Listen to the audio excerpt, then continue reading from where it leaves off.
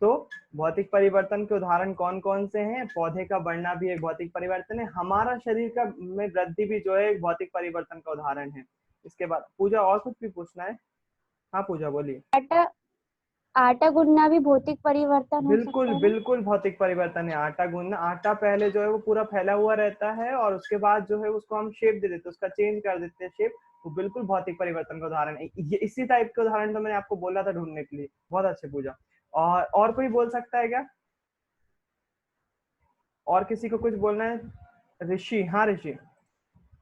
भैया वो कपड़े का सूखना रासायनिक परिवर्तन होगा। नहीं, कपड़ा जैसा था वैसे के वैसे ही रहेगा। भौतिक परिवर्तन का उदाहरण है वो, क्योंकि पहले जो है वो द्रव अवस्था में था, मतलब थोड़ा सा गीली अवस्था में था, और उसका फिर वाष्पीकरण हो गया तो वो थोड़ा सा कड़क हो जाता है, तो उसमें भौतिक परिवर्तन ही हो रहा है। वो रासायनिक परिवर्तन तब होता जब वो कपड़े से कागज बन जाता है या कपड़े से किसी कोई और चीज में कन्वर्ट हो जाता है, तब वो रासायनिक परिवर्तन है ना। तनु, हाँ तनु।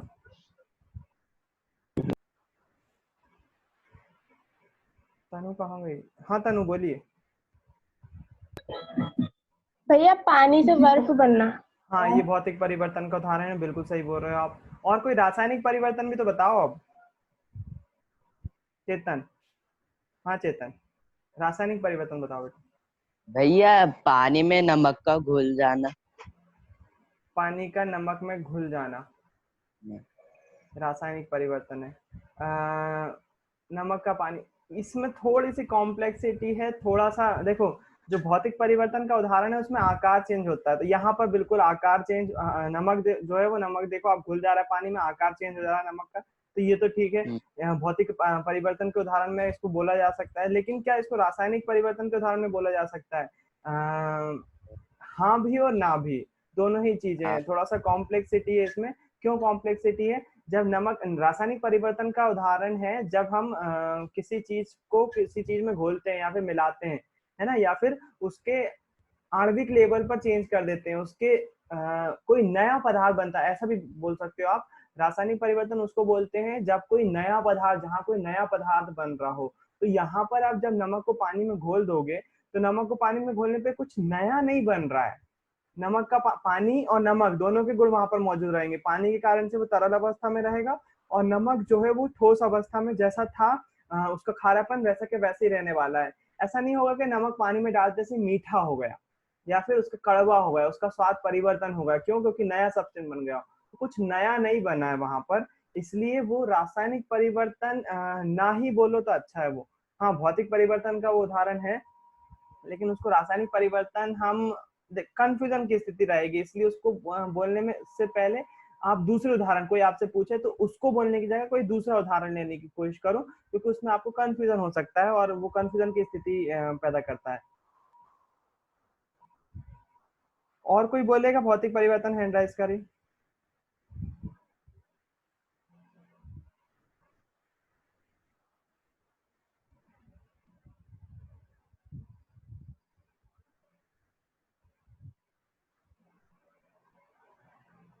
पूजा, हाँ पूजा। भैया मिट्टी के बर्तन बनाना।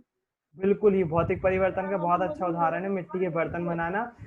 आप जो है वो उसका शेप चेंज कर देते हो, उसका आकार चेंज कर देते हो, उसका साइज भी चेंज कर सकते हो आप। बिल्कुल जो है वो उसका भौतिक परिवर्तन का उदाहरण है ना। और कुछ? दीवार से टांगा था बेटे को। जीत, हाँ जीत।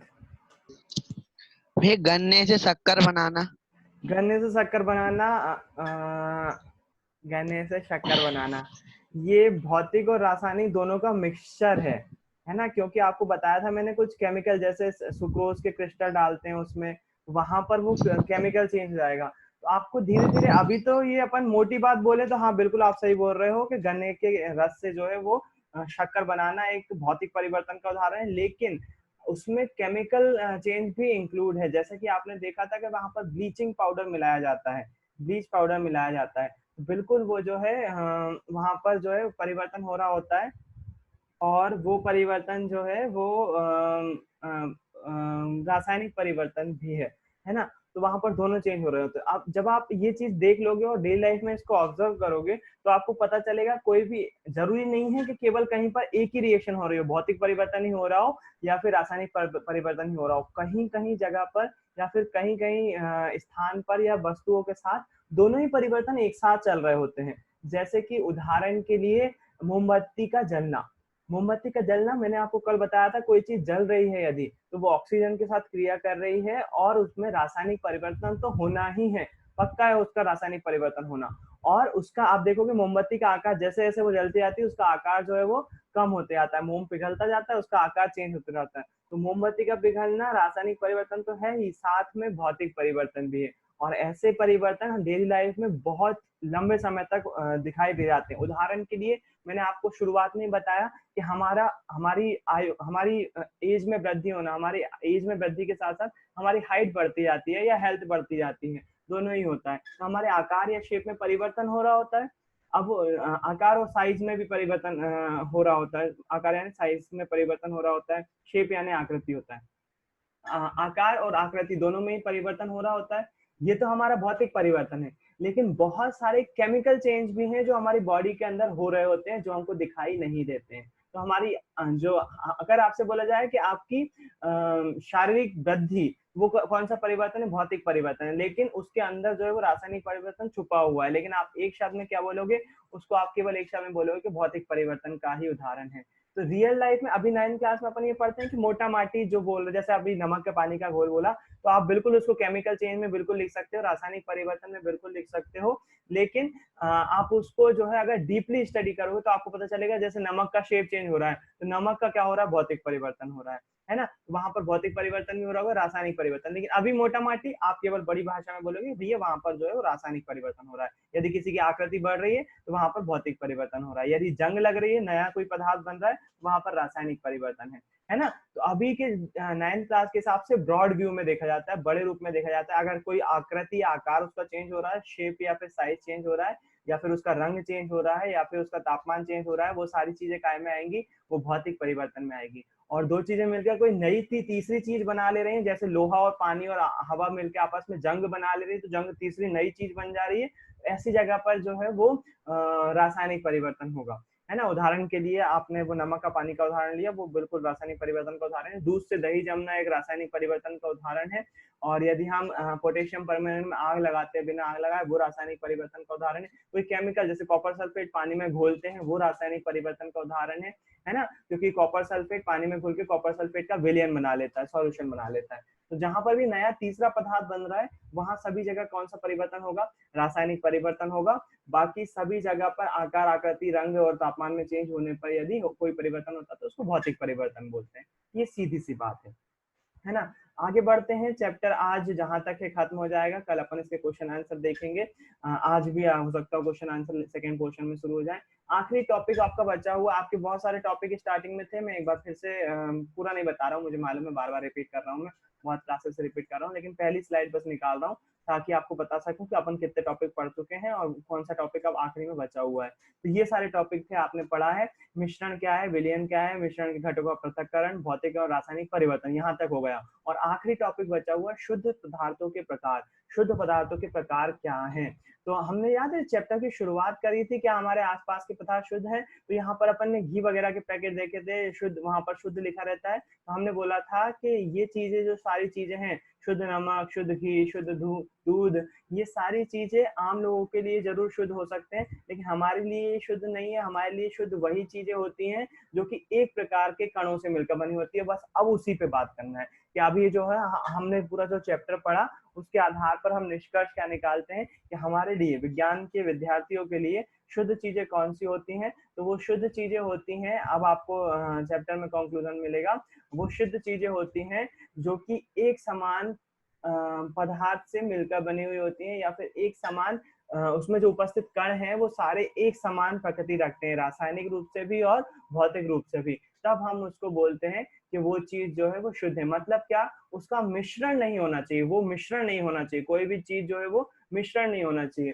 तो मिश्रण और शुद्ध चीज में अंतर क्या है, मिश्रण में जो भी पदार्थ मिला हुआ रहता है वो कोई पर्टिकुलर मात्रा में नहीं मिला हुआ रहता है। जैसे आपने मान लीजिए उदाहरण के लिए शक्कर पानी में घोली, तो कितनी भी शक्कर घोल सकते हैं, संतृप्त विलयन और असंतृप्त विलयन, कितनी भी मात्रा में शक्कर घोली हो सकती है, 1 चम्मच 2 चम्मच 3 चम्मच, हालांकि वो 5-6 चम्मच के बाद घुलना बंद हो जाएगी, लेकिन फिर भी 3 चम्मच भी घोल सकते हैं, 4 चम्मच भी घोल सकते हैं। इसको हम ये बोलते हैं मिश्रण बोलते हैं इसको, है ना। ये यौगिक नहीं, ये जो है वो यौगिक नहीं बनाएगा कोई, या फिर कोई शुद्ध चीज नहीं बनाएगा, क्योंकि इसमें जो चीज हम घोल रहे हैं उसमें रेशो पर्टिकुलर नहीं है कि कितनी भी मात्रा में घोल रहे हैं, जबकि शुद्ध पदार्थों में कितनी मात्रा में घोला जाता है वो रेशो बिल्कुल पक्का होता है कि इतनी मात्रा में घोलोगे तभी जो है वो चीज जो है वो शुद्ध होती है। तो शुद्ध जो है वो हमारे पास 2 चीजें होती हैं। पहली चीज होती है हमारे पास शुद्ध पदार्थों के क्या प्रकार है, में आता है जो पहला टॉपिक जो आता है, वो पहली चीज जो शुद्ध है हमारे आसपास उसको बोलते हैं तत्व। पहली चीज जो है शुद्ध जो है हमारे आसपास वो है तत्व, और दूसरी जो शुद्ध चीज हमारे आसपास बोली जाती है वो बोली जाती है यौगिक। तत्व और यौगिक, है ना। इसमें अंतर भी देखेंगे अपन। मिश्रण जो है उसको शुद्ध नहीं बोला जाता है। जो मिश्रण होते हैं या मिक्सचर्स होते हैं इंग्लिश में बोले, अगर वो मिश्रण होते हैं तो मिश्रणों को शुद्ध नहीं बोले जाते, ये शुद्ध नहीं होते हैं। शुद्ध कौन होते हैं, तत्व और यौगिक, ये दोनों चीजें जो है वो शुद्ध होती है, मिश्रण शुद्ध नहीं होते। तो अब एक एक करके दोनों की बात कर लेते हैं, तत्व की भी और यौगिक की भी। तत्व क्या है, तत्व क्या है ना। आपने एक चीज देखी फर्स्ट चैप्टर में कि जो हमारे आसपास के पदार्थ हैं वो सारे कैसे मिलकर बने होते हैं, एक एक कणों से मिलकर बने हुए होते हैं, है ना। तो जब किसी किसी ऐसे पदार्थ की बात करें जो एक समान कणों से मिलकर बना हुआ, उसमें उपस्थित सारे के सारे कण एक जैसे हैं, सारे के सारे कण जो है वो एक जैसे दिखाई दे रहे हैं, तब उस पदार्थ को हम नाम दे देते हैं तत्व।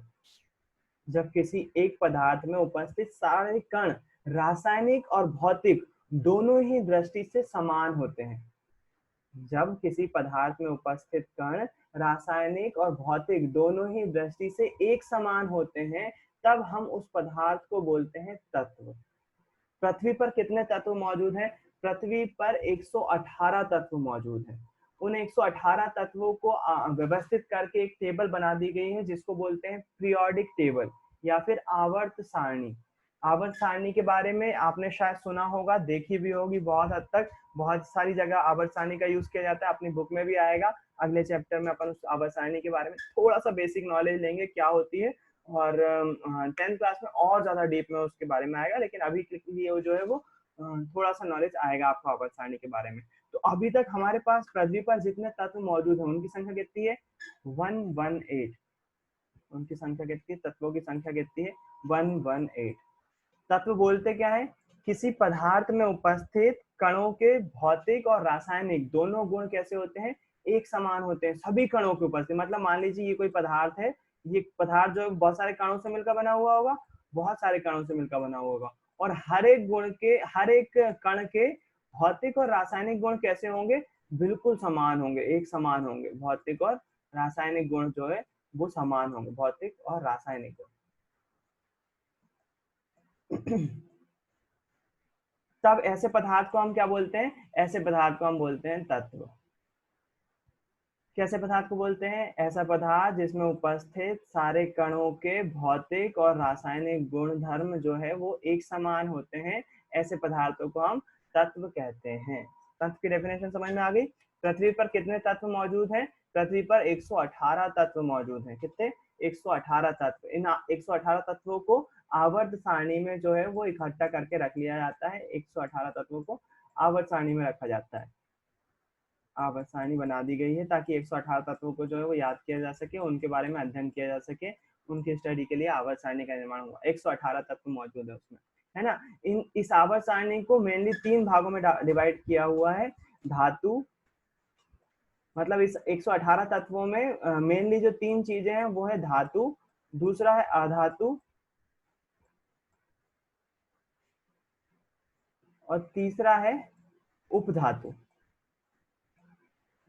बस अगर 118 तत्वों को बात करें अपन तो मोटे मोटे रूप में इसको जो है वो 3 भागों में डिवाइड किया गया है। वो 3 भाग कौन कौन से हैं, धातु, अधातु और उपधातु। धातुएं क्या होती हैं, धातु के बारे में आपने सुना होगा, जैसे लोहा, लोहे का जो सिंबल होता है वो Fe होता है। कैसे होता है वो अगले चैप्टर में आएगा, पढ़ेंगे, डोंट वरी उसके बारे में। लोहे का जो सिंबल होता है साइंस में तो दर्शाते हैं उसको Fe से दर्शाते हैं, इंग्लिश में आयरन बोलते हैं। लोहा हो गया एक धातु, तो किसके एग्जाम्पल देख रहे हैं अपन, धातु के एग्जाम्पल देख रहे हैं। लोहा हो गया, सोना, सभी सभी ने देखा होगा सोना, मम्मी घरों में ऑर्नामेंट्स पहनती हैं, आभूषण पहनती हैं, सोना है ना, वो भी एक धातु है। सोने का जो चिन्ह है वो AU होता है। मैं चिन्हों की बात नहीं करता हूँ अभी, है ना, क्योंकि आप कंफ्यूज हो जाओगे, अभी आपने चिन्ह पढ़े ही नहीं है तो क्या मतलब। अभी केवल मेन चीज पे फोकस करो, क्या, सोना, लोहा, चांदी, तांबा, पारा का नाम सुना, पारा, पारा, एल्यूमिनियम का नाम सुना है, एल्यूमिनियम। अच्छा, किसी ने पीतल का नाम सुना है? पीतल धातु है कि मिश्र धातु है? आप लोगों ने पढ़ी है मिश्र धातु? अब आप बता सकते हो पीतल धातु है कि मिश्र धातु है? पीतल, पहली बात तो जो है पीतल धातु नहीं है, वो मिश्र धातु है, दो धातुओं का मिक्सचर है वो, यानी कि दो तत्वों का मिक्सचर है, वो यौगिक होगा, तत्व नहीं होगा, है ना, इसलिए पीतल नहीं बोल सकते आप यहाँ पर। लोहा, सोना, चांदी, तांबा, पारा, ये सारे जो है वो तत्व हैं, ये सभी तत्व जो है ये सारे तत्व कहलाते हैं। एक बार मेरे को सेटिस्फेक्शन हो जाएगी, आप एक बार आवर्त सारणी देख लीजिए, आवर्त सारणी कैसे दिखाई देती है, ताकि थोड़ा सा आप लोग समझ सको कि वो 118 तत्वों को कैसे विभाजित किया गया है। मैं पीरियोडिक टेबल बता देता हूँ आपको।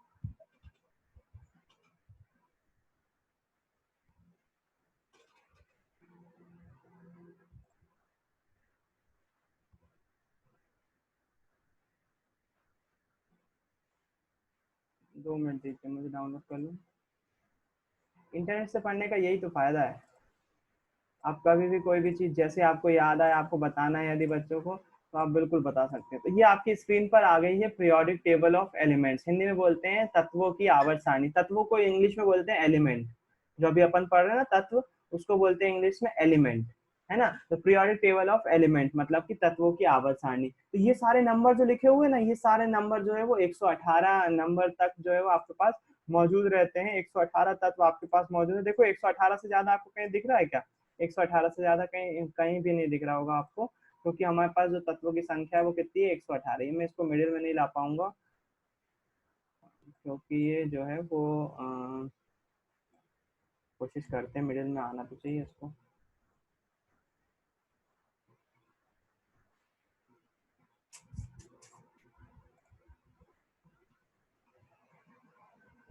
ये क्या बात हुई?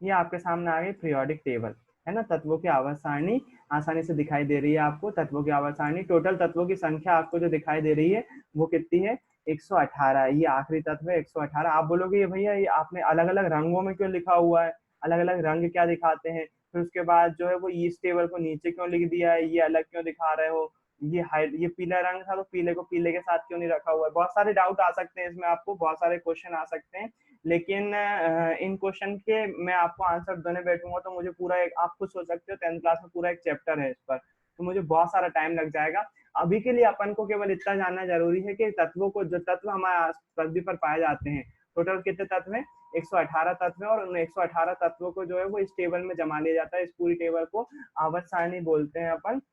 तो यहाँ पर हर एक तत्व के लिए अलग अलग सिंबल रख दिया गया है ना, जैसे कि हाइड्रोजन के लिए H रखा हुआ है, लिथियम के लिए N रखा हुआ है, अगर आप सोने की बात करें तो सोने के लिए AU रखा हुआ है, चांदी के लिए AG रखा हुआ है, कॉपर के लिए CU रखा हुआ है, जिंक के लिए Zn रखा हुआ है, एल्यूमिनियम के लिए Al रखा हुआ है, नाइट्रोजन के लिए N, कार्बन के लिए C, ऑक्सीजन के लिए O, फॉस्फोरस के लिए F, सॉरी फ्लोरीन के लिए F, क्लोरीन के लिए Cl, ब्रोमीन के लिए Br, सल्फर के लिए S, फॉस्फोरस के लिए P, हीलियम नियॉन के लिए He, Ne, है ना। कलर क्यों अलग अलग होते हैं, क्योंकि इनकी प्रकृति अलग अलग है, इनके गुण अलग अलग हैं, इनके आधार पर इनको अलग अलग भागों में बांटा हुआ है। तो आपको जो स्टार्टिंग में दिख रहे हैं, अभी जो बता रहे हैं आपको, ये बता रहे हैं कि आवर्त सारणी में जो ये वाला एरिया होता है, स्टार्टिंग का ये वाला एरिया होता है, ये सभी जो है वो धातुएं होती हैं। क्या होती हैं? धातुएं होती हैं। ये पूरी क्या है? धातुएं हैं। और ये इस साइड जो होती हैं, ये पूरी जो होती हैं, ये होती हैं अधातुएं।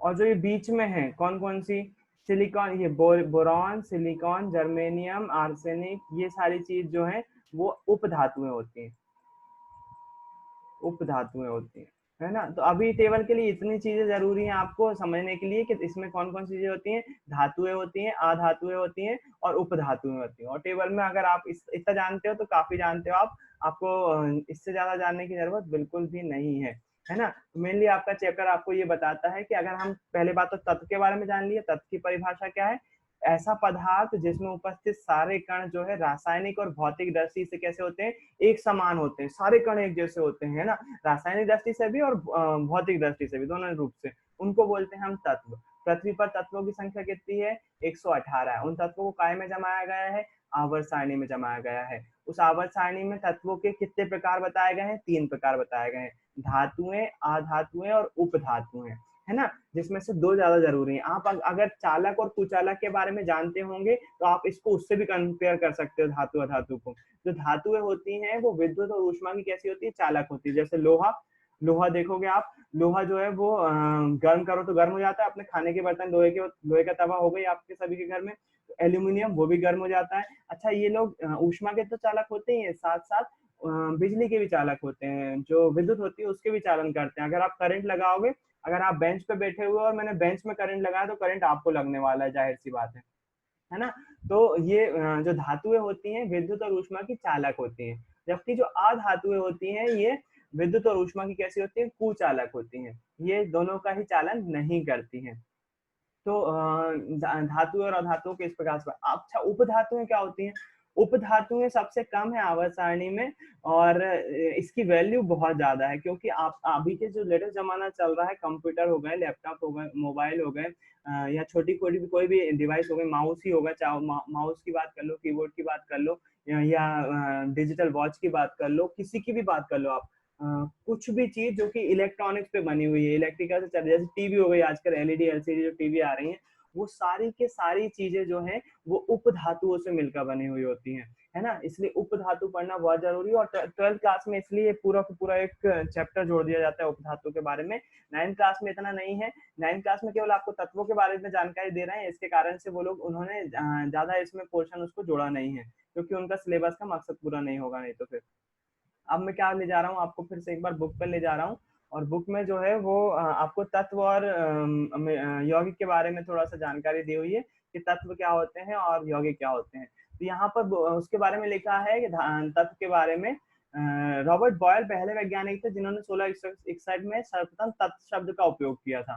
तो रॉबर्ट बॉयल वैज्ञानिक का नाम है, रॉबर्ट बॉयल पहले वैज्ञानिक थे ऐसे जिन्होंने तत्व शब्द का पहली बार इस्तेमाल किया, एलिमेंट शब्द का पहली बार इस्तेमाल किया। फ्रांस के रसायनज्ञ एंटोनी लॉरेंट लवाजिए, ये बहुत फेमस नाम है दोनों ही, रॉबर्ट बॉयल और एंटोनी लॉरेंट लवाजिए। लवाजिए याद रखिए केवल आप। रॉबर्ट बॉयल ने तत्व का यूज किया था, जनरल नॉलेज का क्वेश्चन है ना। लवाजिए ने जो है वो सबसे पहले तत्व की परिभाषा के प्रयोग को प्रतिपादित किया, मतलब इन्होंने तत्व के शब्द से पहले यूज तो तत्व शब्द का इन्होंने किया था रॉबर्ट बॉयल ने, लेकिन उसको प्रूफ किसने किया, एंटोनी लॉरेंट लवाजिए ने, जो कि फ्रांस के रसायनज्ञ थे। उनके अनुसार तत्व पदार्थ की वह मूल रूप है जिसमें रासायनिक प्रतिक्रिया द्वारा अन्य सरल पदार्थों में विभाजित नहीं किया जा सकता। ये उन्होंने डेफिनेशन दी थी, किसने, लवाजियर ने, जो कि आगे गलत हो गई डेफिनेशन, है ना, उसको चेंज किया गया। तत्वों को साधारणतः धातु, अधातु और उपधातु में वर्गीकृत कर दिया जाता है। धातुएं कैसी होती हैं, उनके गुणधर्मों के बारे में थोड़ा सा चर्चा कर दिया उन्होंने। धातुएं कैसी होती हैं, ये चमकीली होती हैं, चांदी जैसी सफेद या सोने की तरफ पीले रंग की होती हैं, ये ताप और विद्युत की सुचालक होती हैं, ये तन्य होती है, तन्य मतलब इनको खींचकर तार के रूप में खींचा जा सकता है, इनको खींचा जा सकता है तार के रूप में। ये आघात वर्धनी होती है, मतलब कि इनको पीटा जाए यदि तो इसको चादरों में ढाला जा सकता है, चादर बनाई जा सकती है। ये प्रतिध्वनि पूर्ण होती है, प्रतिध्वनि मतलब सोनोरस होती है, इसको पीटने पर ये आवाज उत्पन्न करती है। धातुओं के उदाहरण क्या है, सोना, चांदी, तांबा, लोहा, सोडियम, पोटेशियम इत्यादि धातु के उदाहरण है। पारा धातु होते हुए भी कमरे के तापमान पर द्रव है, ये इन्होंने जनरल नॉलेज की बातें जोड़ दी इसमें। नॉर्मली धातुएं कैसी होती है, ठोस होती है, लोहा देखा होगा आपने, तांबा देखा होगा, सोना चांदी देखे होंगे, सभी ठोस होती है। लेकिन पारा जो है वो धातु होते हुए भी कैसा है, द्रव अवस्था में पाया जाता है, लिक्विड अवस्था में पाया जाता है। पारा कहाँ भरा जाता है, थर्मोमीटर में भरा जाता है। उसके बाद यदि बात करें, अधातुएं जो है वो इसके जस्ट विपरीत होती हैं, कुछ अलग प्रकार के धातुओं से विपरीत गुण रखती हैं। ये विभिन्न रंगों की होती हैं, कलरफुल होती हैं, बहुत सारे रंग होते हैं इसमें। जैसे सल्फर का रंग पीला होता है, कार्बन का रंग काला होता है, है ना, ये अलग अलग रंगों की होती है। ये ताप और विद्युत की कुचालक होती है। तो मैंने आपको अभी भी बताया एक बार पहले, सुचालक और कुचालक से कंपेयर कर सकते हो आप धातु और अधातु को। ये चमकीली, प्रतिध्वनिपूर्ण और आघातवर्धनीय होती नहीं है। ये सारे गुण काय में पाए जाते हैं? धातु में पाए जाते हैं, लेकिन अधातुओं में ये सारे गुण ही नहीं होते हैं। Hydrogen, oxygen, iodine, carbon, bromine, chlorine आदि अधातु के उदाहरण है। फिर उसके बाद उपधातु भी बोला गया है। कुछ तत्व जो है उनके गुण जो है धातु और अधातु के बीच में होते हैं, जिसको हम उपधातु बोलते हैं, है ना, मेटालॉइड्स बोलते हैं। उदाहरण है क्या? Boron, silicon, germanium. तो आपको इसमें क्या याद रखना है, कैसे याद रखना है? ज्यादा कुछ भी मेहनत नहीं करना है आपको। जो आपको मेनली इस पे फोकस करना है वो ये याद रखना है कि जो आपके आसपास पदार्थ मौजूद हैं उनमें कई पदार्थ ऐसे हैं जो कि एक समान कणों से मिलकर बने हुए होते हैं। उसमें उपस्थित सारे कण जो है वो एक समान होते हैं, उनके रासायनिक और भौतिक गुण जो है वो समान होते हैं, और उनको हम तत्व बोलते हैं। तत्व को पृथ्वी पर कितने मौजूद है? 118 तत्व मौजूद हैं। तत्व का सबसे पहले यूज किसने किया था? रॉबर्ट बॉयल ने यूज किया था। और उसको डिफाइन किसने किया था सबसे पहले? लेवोजियर ने किया था। तो ये सारे ऑब्जेक्टिव टाइप क्वेश्चन है, ऑब्जेक्टिव बन सकते हैं इस पे, और बनते हैं ऑब्जेक्टिव, है ना। तो लेवोजियर ने सबसे पहले तत्व शब्द का इस्तेमाल किया था। और क्या इसके बाद और क्या याद रखना है आपको? फिर बोला कि वो तत्व जो अपन को ज्ञात है 118 पूरे, उन 118 तत्वों में 3 चीजों में डिवाइड कर सकते हैं उसको। पहला धातुएं, दूसरा अधातुएं, और तीसरा उपधातुएं। उपधातुओं के बारे में कम चर्चा करना है, धातु और धातु के बारे में ज्यादा चर्चा करना है आपको। तो जो धातुएं होती हैं, धातुओं के उदाहरण क्या है? सोना, चांदी, कॉपर, कॉपर को हिंदी में तांबा बोलते हैं, है ना, कॉपर, लोहा, पारा, पोटेशियम, सोडियम, ये सारी जो है वो धातुएं हैं। और अधातुएं क्या है? अच्छा, धातुओं के गुण क्या है? धातुएं जो है ज्यादा चमकीली होती है। सोना क्यों पहनते हैं? चमकता है। चांदी क्यों पहनते हैं? चमकती है। इसलिए हम इसका यूज कर रहे होते हैं, है ना। और क्या इसके अलावा? क्या इसके अलावा ये कि इसमें जो है वो ध्वनिकता का गुण पाया जाता है। ध्वनि उत्पन्न होती है, इसको पीटने पर जो ध्वनि उत्पन्न होती है। साथ ही ये विद्युत और ऊष्मा के चालक होते हैं। विद्युत और ऊष्मा का जो है वो चालन करने देते हैं, आसानी से चालन करने देते हैं ये, है ना। इसके बाद जो अधातुएं होती हैं वो विद्युत की और ऊष्मा दोनों की कैसी होती है? कुचालक होती है। वो दोनों को ही जो है वो फ्लो नहीं होने देती अपने में से, वो जो है वो इसका विरोध करती हैं। उसके बाद इनकी जो है वो आवाज भी नहीं आती और कलरफुल होते हैं अधातु। अधातुओं का उदाहरण क्या है? अधातुओं का एक बड़ा सा उदाहरण तो ये है, हम ऑक्सीजन गैस लेते हैं ना, ऑक्सीजन गैस एक महत्वपूर्ण उदाहरण है अधातुओं का। ऑक्सीजन अधातु है, हाइड्रोजन अधातु है। हाइड्रोजन गैस बोलो तो ज्यादा अच्छा है। ऑक्सीजन गैस, हाइड्रोजन, या फिर तत्व का नाम ले रहे हो ना, गैस मत बोलो। ऑक्सीजन, कार्बन, नाइट्रोजन, सल्फर, ये सारी चीजें, हाइड्रोजन, ये सारी चीजें जो है वो अधातु है। उपधातुएं क्या होती है? मैंने बताया आपको, जो मेटलॉइड्स होते हैं या फिर जिनसे सेमीकंडक्टर डिवाइसेस बनती हैं, या बोलते हो आप उप धातु की चीजें बनती हैं। सेमीकंडक्टर भी बोलते हैं इसको, अर्धचालक भी बोलते हैं इनको। तो ये जो है वो धातु और अधातु के बीच के गुण रखती हैं। ना ज्यादा चालन कर पाती हैं विद्युत धारा का, ना ज्यादा कम चालन करती हैं। रोक मतलब इसका कुचालक भी नहीं होती, चालक भी नहीं होती, दोनों के बीच की होती है। तो उनको अर्धचालक बोलते हैं हम, है ना। सेमीकंडक्टर बोलते हैं, उपधातु बोलते हैं, मेटलॉइड्स बोलते हैं। तो ये इसके उदाहरण क्या है? इसके उदाहरण 2-3 ही याद रखो। सबसे मेन है silicon, arsenic, germanium. Silicon, arsenic, germanium, ये तत्वों के नाम है। याद हो जाए तो ठीक, लेकिन धीरे धीरे आपको आसानी से याद होते आएंगे, डोंट वरी, उसके बारे में फिक्र मत करो। इतना ज्यादा डीप में अभी नहीं पढ़ना, आपको केवल अभी ये पता होना चाहिए कि तत्व क्या होते हैं। क्या होते हैं तत्व? उसमें उपस्थित सारे कण जो है वो रासायनिक और भौतिक दृष्टि से कैसे होते हैं? एक समान होते हैं। फिर उसके बाद उसके बाद जो है वो तत्वों को, कितने तत्व मौजूद है पृथ्वी पर? 118 तत्व मौजूद हैं। फिर उसके बाद क्या, उन तत्वों में कितने भाग हैं? 3 भाग है, धातु, अधातु और उपधातु। ये 3 पार्ट है जिसके बारे में आपको पता होना चाहिए। बाकी आपको सारी चीजें फिर से रिपीट होंगी, कोई दिक्कत वाली बात नहीं है। इस चैप्टर में केवल इतना ही था।